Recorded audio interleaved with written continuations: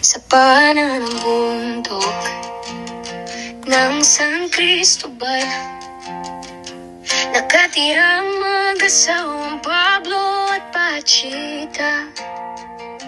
Masipag at matiyaga ang mag-asawa, pagtatanim ng mga gulay at prutas ang hanap buhay nila. May isa silang anak na si Pina, mahilig sa laro si Pina. Maghapon siya sa parangat nang huhuli ng mga kulisap.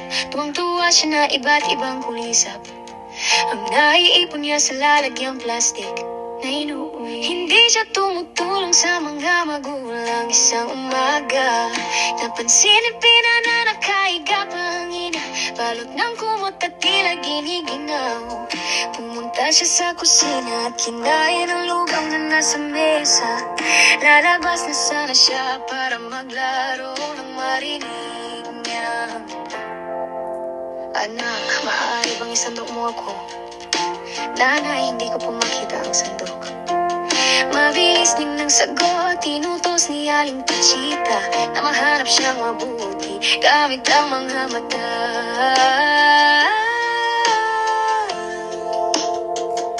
Gamitin mo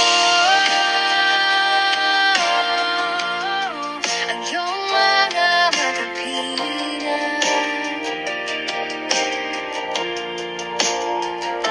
Gamitin mo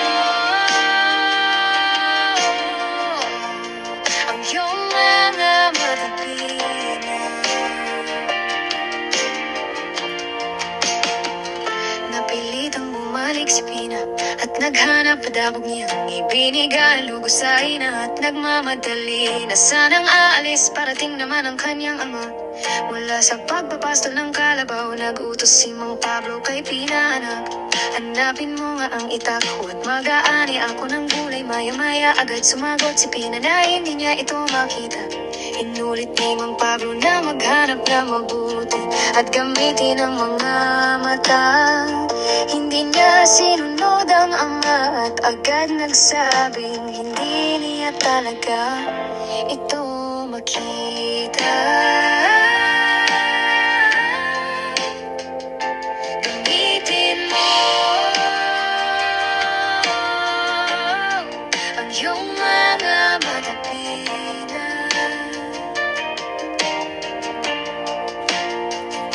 Gamitin mo ang iyong mga mata, Pina.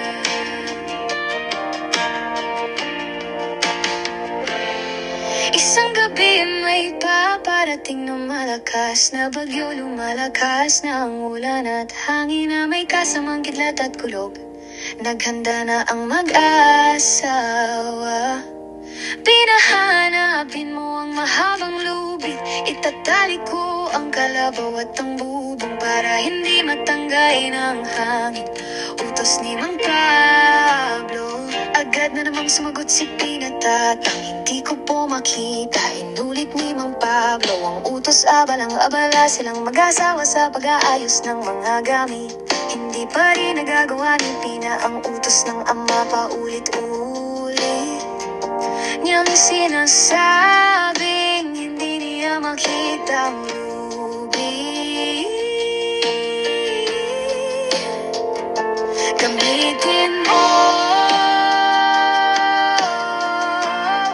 ang iyong mga mata, Pina.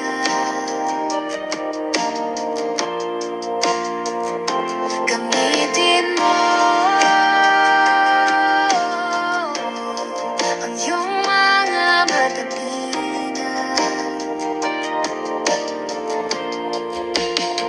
Pinuntahan ni Mang Pablo ang anak at nagalit sa nakita niya balot ng kumot si Pina at natatakip ang mga kamay sa tenga. Sumunod si Aling Pachita at sa galit niya ay nagsabing, "Napakatamad mo, Pina. Tubuan ka sana ng napakaraming mata." Kumulog at kumidlat pagkasabi ni Aling Pachita nito, "Tubuan ka sana ng napakaraming mata." Nagmamadaling bumalik mag-asawa sa ginagawa nila, na iyong nakahiga pa rin si Pina na parang walang narinig noong umaga. Madilim pa rin ang langit, ngunit humina na ang hangin. Natumba ang ilang pananim at puno, mabilis na inayos ng mag-asawa ang maaari pa nilang pakinabangan. Tinawag ni Aling Pachita si Pina para tumulong, ngunit hindi sumagot. Si Pina pumunta siya sa silid, ngunit wala rin doon si Pina. Naghanap ang mag-asawa at nagtanong-tanong, ngunit walang nakakita kay Pina. Hindi na nila nakita ang anak mula noon, at labis silang nalungkot. Isang araw, napansin ni Aling Pachita ang isang halamang may mga taong mahaba at matulis.